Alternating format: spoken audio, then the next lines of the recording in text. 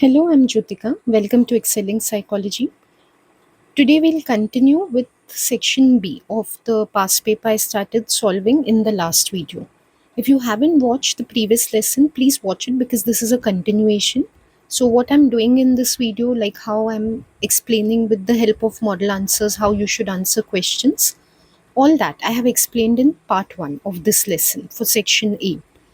Also, I have told you there that I'm a private tutor for psychology. So if you need to contact me, you can check out the description box and pinned comment below. Today, I don't want to waste any time because I want to complete as much as I can in this video. So directly, I'll be beginning with section B.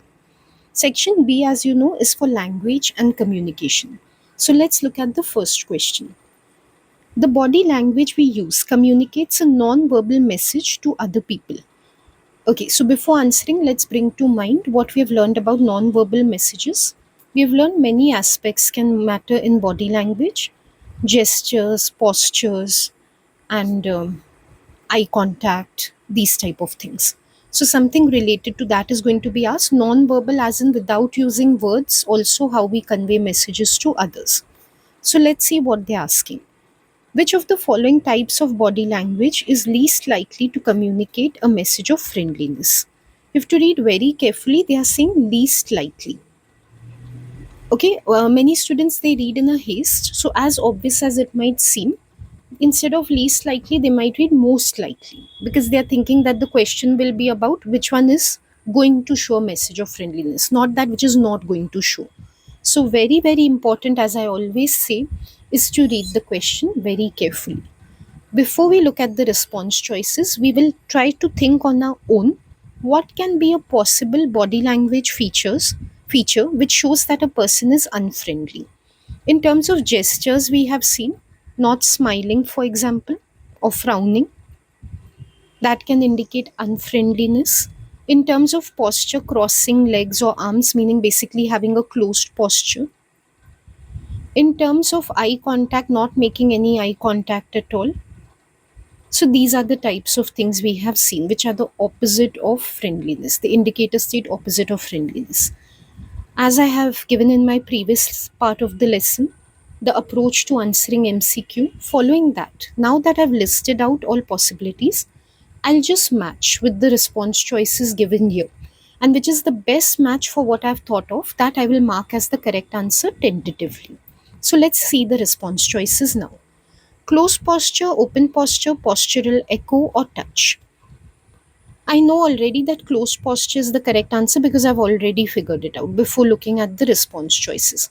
Still, just to be doubly sure and make sure I get the full marks for the MCQ. So, to take a full proof approach, I will rule out the other possibilities. I will think of why those response choices cannot be the correct answer, and then I'll be 100% confident that my answer is right. Open posture is a sign of friendliness, like not crossing arms and legs indicates to another person that we're interested, we want to talk more to them. So, definitely not the right answer because this is about least likely. Postural echo is like mirroring the posture of another person. Again, it indicates friendliness because we are showing empathy in non-verbal language by copying or showing the same posture like them. We are showing them that we understand their posture. So, again, definitely not a sign of not friendliness. Touch is in fact stimulating to the other person to stimulate their interest and engagement, means definitely a sign of friendliness because we want to show the other person that we're interested in them very directly. Definitely not a sign of unfriendliness.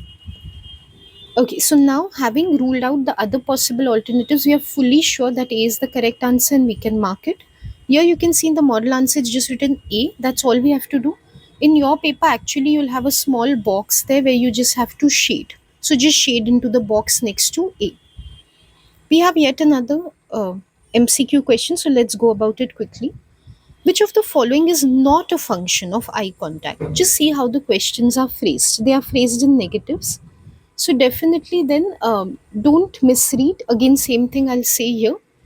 Most of students will read which is a function or purpose of eye contact. That's not what they're asking. They're asking what is not a purpose. So in our mind, first we can think about what are the purposes. Opposites of those will be not the functions or not the purposes. So why do we make eye contact? One, like we saw, for friendliness. Another is just to show other people how we are feeling. So for example, we can show sorrow in limited eye contact, or we can show interest in a higher eye contact.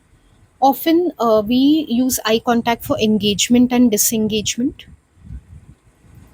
When we are wanting to change the topic, for example, we are fed up of the same topic, or we are not interested in it any longer, we reduce eye contact. But when we want to talk more about something, we keep the eye contact maintained.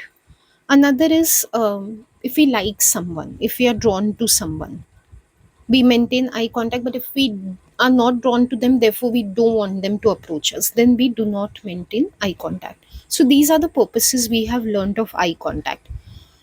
Things opposite of this, or things other than this, will not qualify for purpose of eye contact. So keeping this in mind, let's look at the response choices. Communicating our emotions to other people, controlling the flow of conversation, perception of depth cues in our surroundings, showing our feelings of attraction to someone else.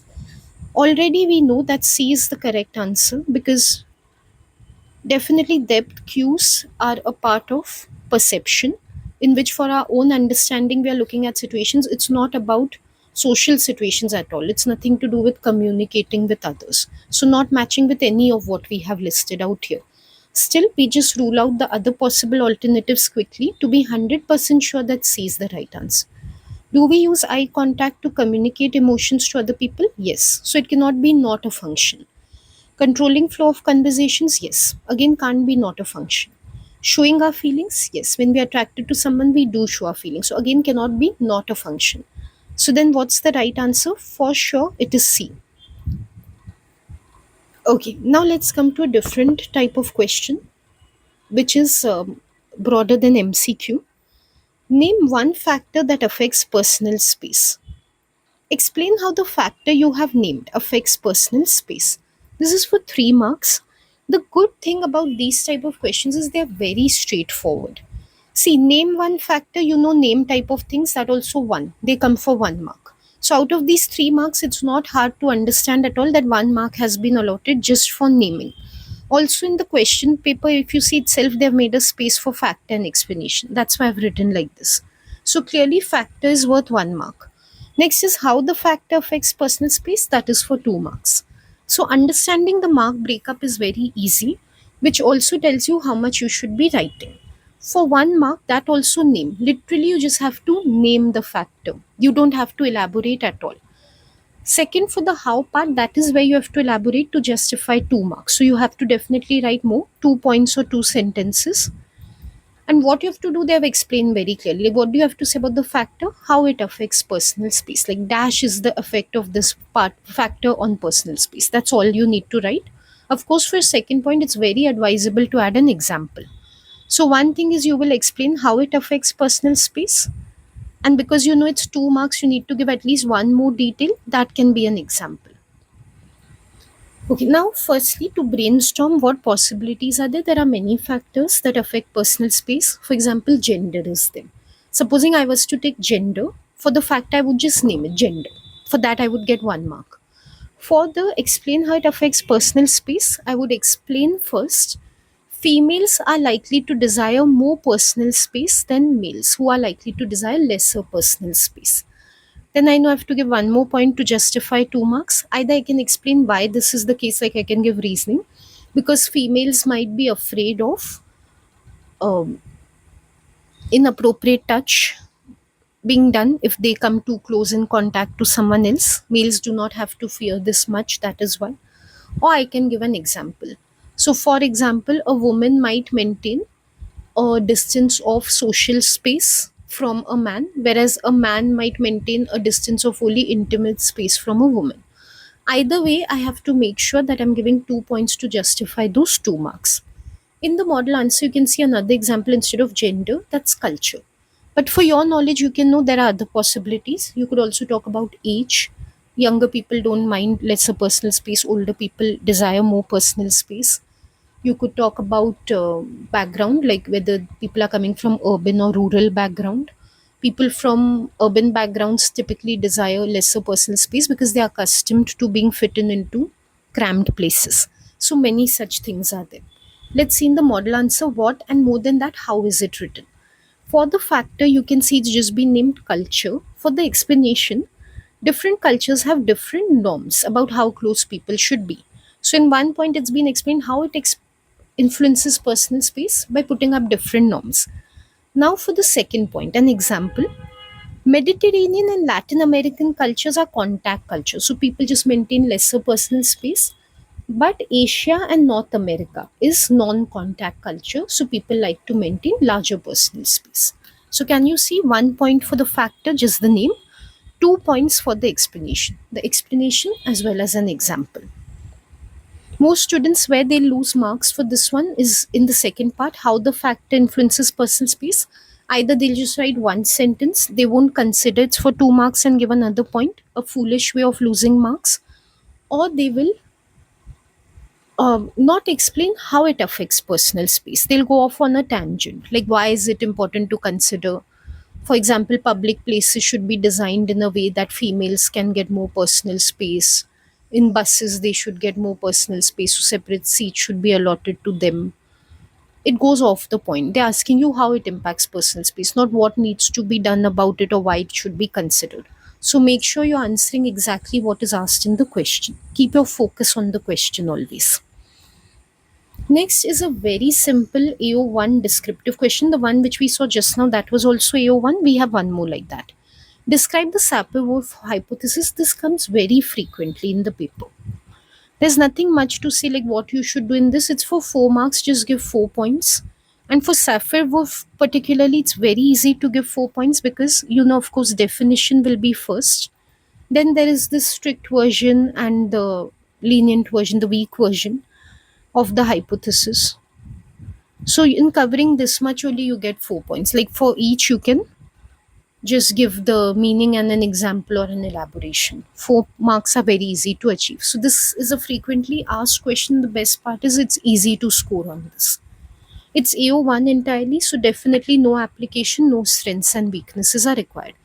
Many students are on the side of giving strengths and weaknesses even if it's just a describe question. Please do not do that. Please keep it to just description. Okay, so first the definition. What is the hypothesis? It's just the idea that language comes first and thinking and perception of the world comes after. Means whatever language we use, that influences how we think and perceive the world. Then we can give two versions. Strong version says that language determines thought. To elaborate or explain this further, we cannot think of things for which we do not have words. Means the strong version is saying we definitely need language to think. If some object is not present in our language, we will not be able to think about it. But the weak version says that language influences memory and how we categorize things into our mind. This is more widely accepted. So the weak version just tells us that yes, language does influence which things we pay attention to, which we think about more. But even if something is not there in our language, we are still capable of thinking about that. An alternative way to write this would be, instead of elaborating in strong and weak version, you could just give examples. So we have the example of Eskimos. For example, they have so many different words for ice and its different forms. So the strong version would say that only Eskimos will be able to think of different forms of ice. People from other cultures will not be able to think about it. Whereas the weak version would say anyone would be able to think about it, though Eskimos would think about it more because those words are more often used in their language. So that is also one way of writing which is perfectly acceptable. At the end, as long as you're having totally at least 4 points, you will get 4 marks. Next, we have a situation question. So let's read the situation. Last video, I'd explained to you how you should annotate a situation as you go about. Again, I'll show you that. A psychologist carried out a study to see if there was any variation in the recall of events between people who speak different languages. Okay, so again, to do with languages, what is the IB? What language they speak? And what is the DV? How they can recall events, their memory. The psychologist uses an opportunity sample to gather participants who are either English speakers or non-English speakers. Now we get to see sampling technique. So somehow an easily accessible sample has been taken. And for the IV, now we know the conditions or the levels. It's been operationalized here. When they say different languages, they are categorizing simply into two. Either they speak English or they don't speak English. They were shown video clips of people breaking a window. Sometimes they broke it on purpose, sometimes on accident. So here the task is described, what they have to see. When participants were asked to write down what they had seen, the non English speakers were less accurate in their recall of the clips that showed accidental behavior. So here they've given us the result. Firstly, they've operationalized the DV. How did they measure recall? By making people write what they had seen. And the result is that if they were non English speakers, they did not remember much about someone accidentally breaking a window. Before looking at the questions, we should just summarize in our mind what we've understood about this study. So we have understood basically it's some sort of quasi experiment. The researcher has two ready made groups, English speaker, non English speaker, and he's seeing how they will recall some event which he's showing them. In the event, either someone's breaking a video purposely or by mistake. As far as the non English speakers are concerned, when they are asked to remember what happened in the video, they are able to remember well when someone broke the window purposely. But what they are not able to remember well is when someone broke the window by mistake. So, this is what I've understood in the situation. Now, I'll look at the questions. First, they've just asked, what is the IV? It's an identify question, not explain.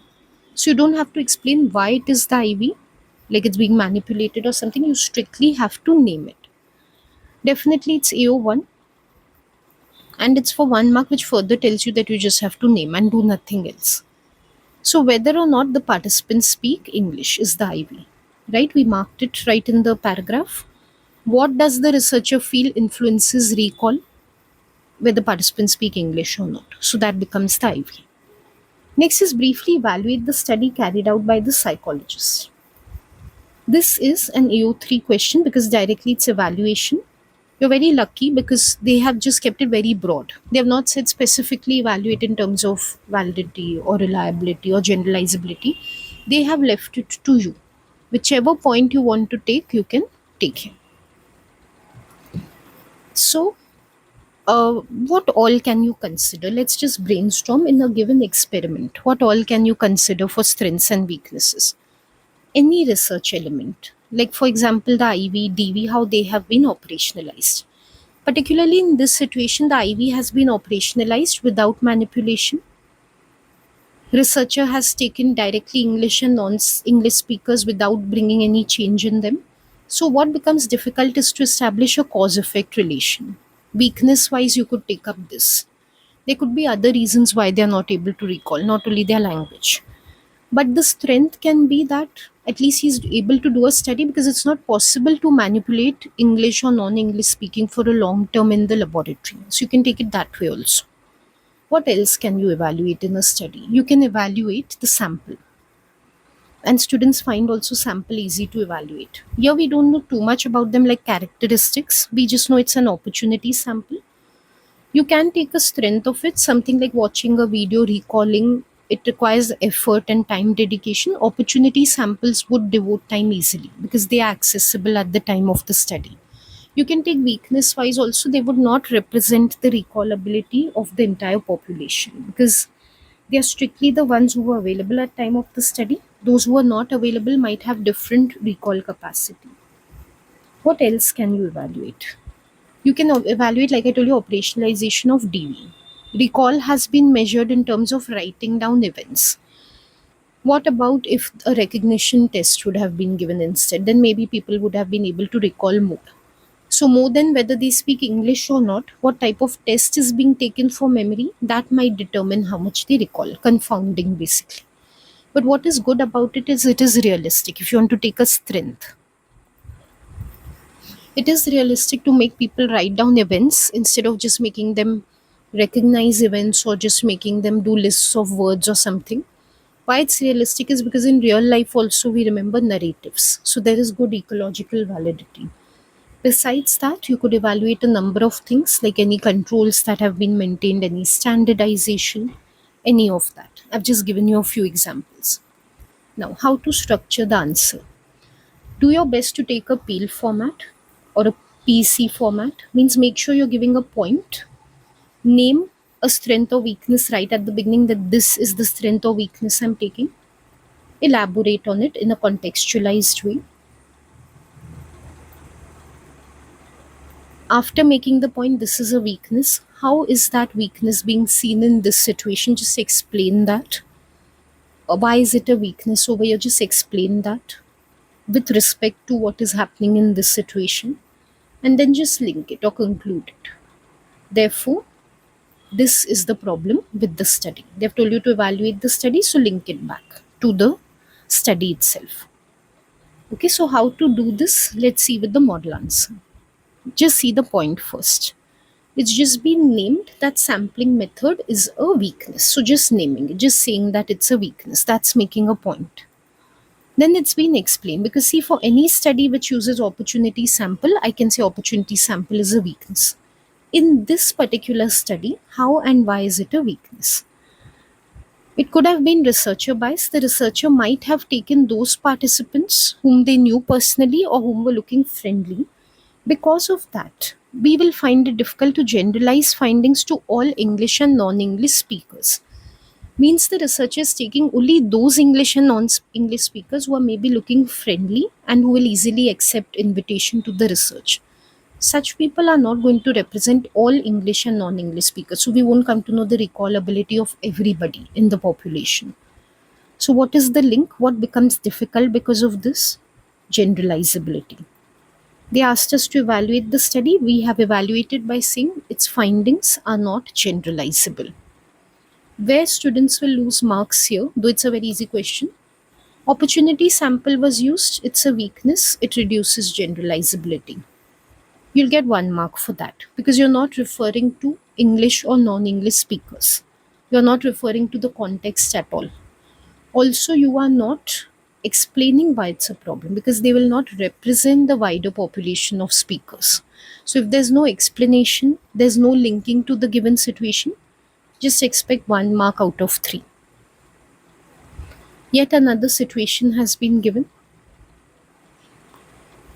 This is a designer study type. Many GCSE students who come to me, they struggle with these type of questions. So I think this should be particularly helpful to you today. They are very simple actually. You just have to take them step by step or part by part. They become very simple. Research has been carried out with different cultures to see whether or not non-verbal behavior is innate. Okay, so they are just comparing different cultures. If in all cultures they find that non-verbal behavior is seen in the same way, then it's universal. Then they can say it is innate or natural. What have they found in, okay, also when they say with different cultures, meaning meta-analysis type of studies have been done. They have reviewed many studies. The results show that facial expressions of anger and happiness are commonly recognized by most cultural groups in the world. Means they're trying to say anger and happiness seem to be universal, because in most cultures, when they have shown these emotions, people are able to recognize them. Outline how you would design a study to investigate on whether or not a facial expression of surprise is also commonly recognized. So imagine what if your study had to be one of the studies in this meta-analysis. How would have you gone about that study? They want you to think of that. Just like anger and happiness have been shown to be universal, how would you go about checking whether surprise is also universal? Now in EQA, what they do is they tell you exactly what you have to cover in designer study. So they don't expect you to give like from beginning to ending, aim to conclusion, everything. They want very specific elements. So you have to give only those. They give 3 bullet points and they give 6 marks, meaning each bullet point is worth 2 marks. So you have to justify enough each point to get 2 marks. Let's see what are the points first. They want you to tell who will be your participants and why you would choose them, what you would ask your participants, and what data you would collect, whether the data you collect would be qualitative and quantitative, and you have to explain why. So, in fact, within these 2 marks, also you can see 1 mark is there, because in every bullet point, 2 smaller points have been asked for. Now, when I say you should give an enough detail to justify 2 marks, what do I mean? When you say who are your participants, one, link it back to this. Some relevance has to be to the type of study being done about emotions. That's one. Second, every point, whatever it is, has to be replicable. You have to write in such an explicit way. Nothing should be implied very directly. These will be the participants. If you say cultural groups, which cultural groups? Name them, give examples. What we mean by replicable is if really you were to do this study and really some other researcher wanted to copy and do this study himself, make it, write it in a way that he can create exactly the same study that you have created. If you write something like cultural groups, another researcher who wants to do the study, how will they know which cultural groups you're talking about or which one you took? You'll have to name them, right? For someone to be able to take the same cultural groups like you. So, overall, when you're writing, keep an overarching guidance in your mind that I must make every point very explicit for it to be replicable. And of course, besides that, keep linking back, keep making it relevant to what is asked for. See, it is about culture, for example. If you start giving in the sample gender, males, females, age group, young, old, what relevance does it have? Only if you can link it back in some way, introduce it. Otherwise, relevance is of cultural group or background of the participant. Age, gender, they are working in office, they are students. What has that got to do with the cultural study? So, relevance plus replicability. That has to be there throughout. It is an you to answer. There's a situation given. You have to keep applying to that. So throughout your answer has to be in a format that you keep referring the situation given above. Now let's look at the model answer. First they have asked who are your participants. So first that is answered directly. Two very different cultural groups. One from a Western country UK, another from non-Western, limited exposure to Western media. So, have the groups been named explicitly? Yes, Western and non Western. It's not left to imagination, so it's replicable. Has the question been answered? Like, is it relevant to what is being asked? Yes, it's about cultures. Next, I've asked, why would you choose it? So, why I would choose it is because it's about surprise. And if we find that in both the cultures, the Western and the one which has not been exposed to Western at all, then we will know it is universal, it's natural, it's not because of media or globalization. If both the cultures were such that both had been exposed to Western media, and then we would find both are reacting in the same way to surprise, then it could be because of exposure to media, not because it's innate or inborn, right? So that is why it is important to have groups, one which has been exposed to Western media and one which has not, because only then we can see whether it is cross cultural or not. So this is how justification is given.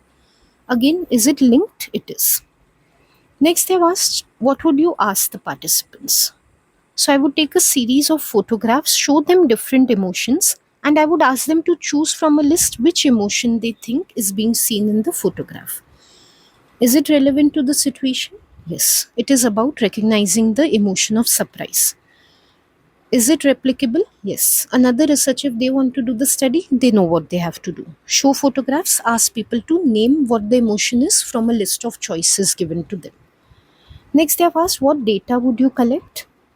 I would collect data of number of correct identifications of surprised expression. Is it relevant? Yes, because it's to do with surprise. Can it be replicated? Yes. Any other researcher can also count how many correct identifications have been made, means how many times the correct answer has been selected. Next, they have asked, will the data be quantitative or qualitative? Direct answer, it will be quantitative, no beating around the bush. I would count how many participants correctly identified the emotion. So it is definitely quantitative. Is it relevant? Yes, it's about surprise emotion. Can a researcher copy? Yes, they can also count in the same way to get quantitative data.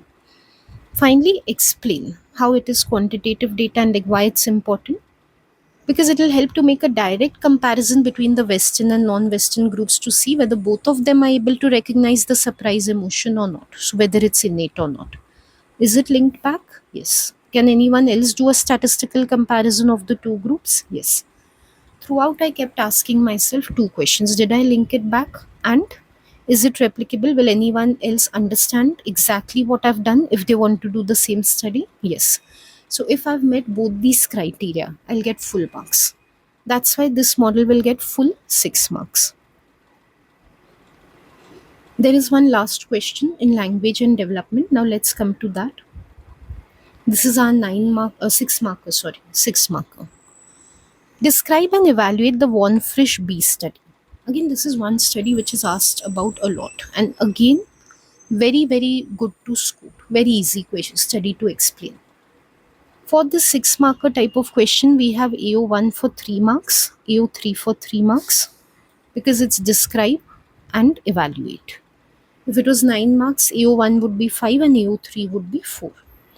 Now, it is a little lengthy how I've put it on the screen, but I've put it very simply so students will benefit because they are able to explain this way better. If I put it concise but too much into 2-3 points, students find it difficult. You're most free to reduce the length.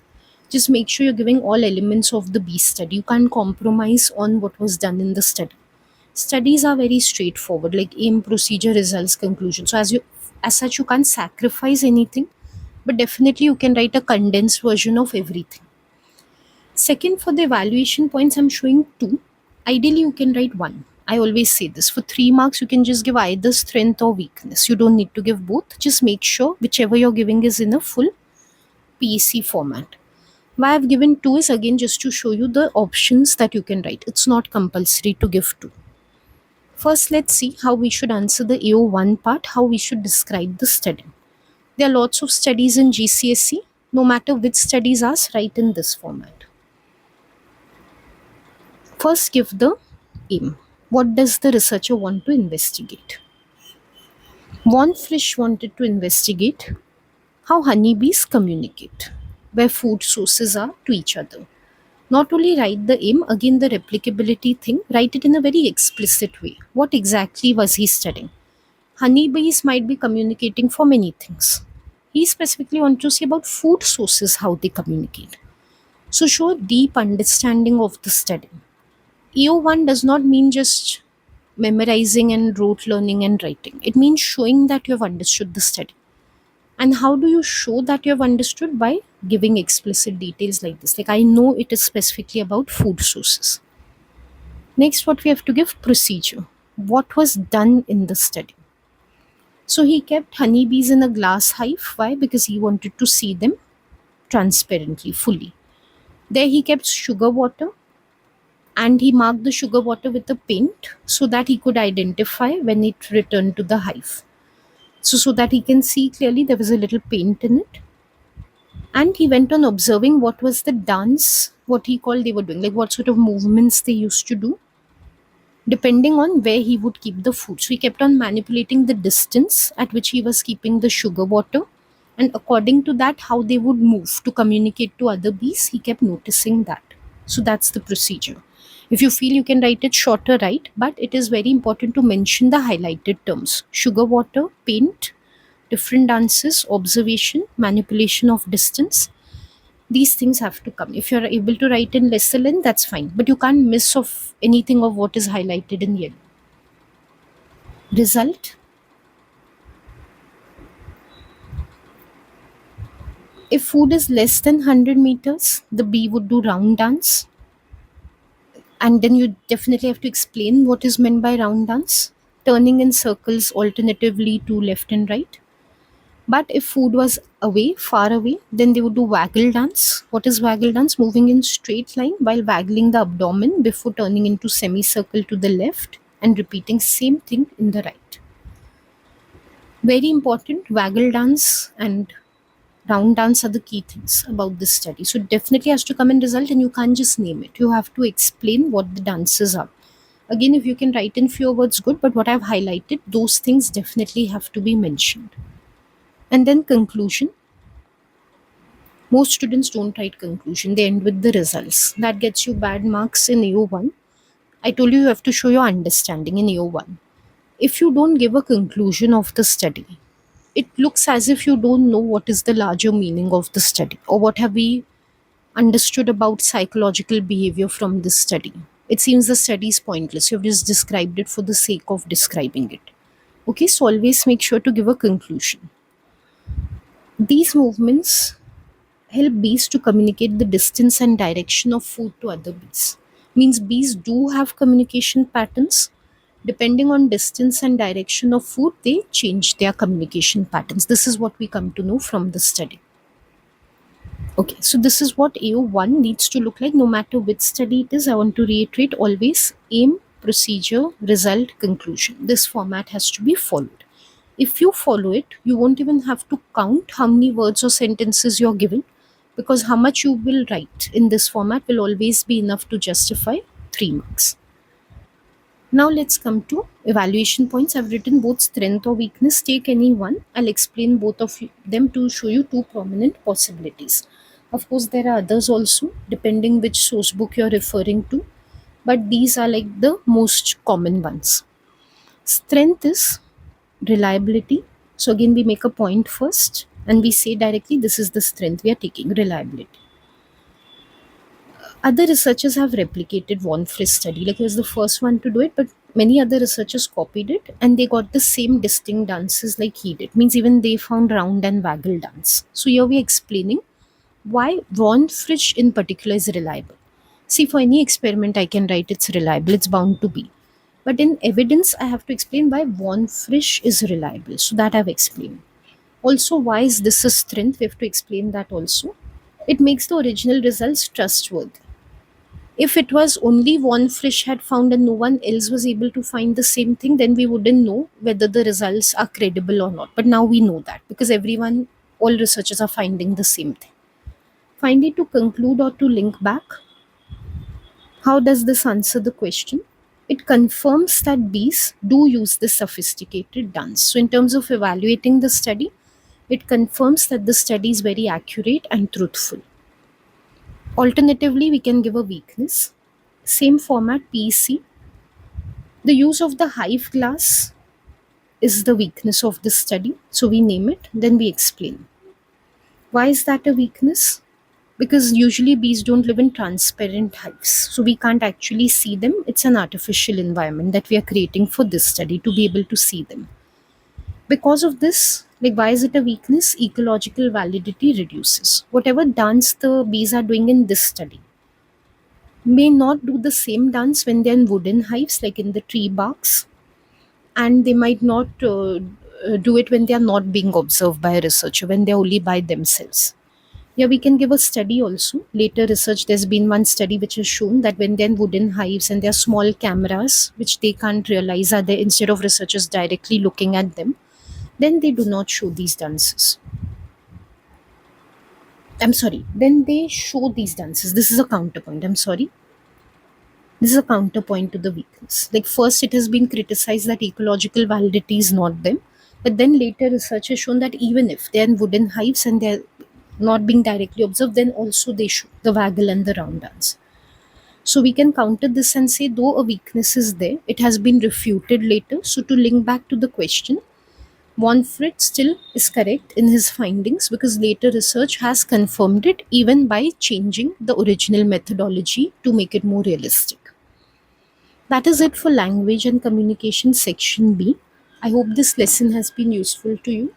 Soon I'll upload the next lesson in which I'll cover section C, brain and neuropsychology. I know language and communication and brain and neuropsychology tend to be the most difficult ones for GCSE students. So do stay tuned. I'll put it up soon.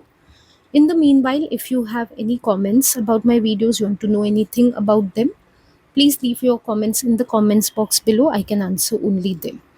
Video related questions I will not be able to answer directly over messaging. So please do not contact me personally for it. All the best for your upcoming exams and I will see you soon. Goodbye.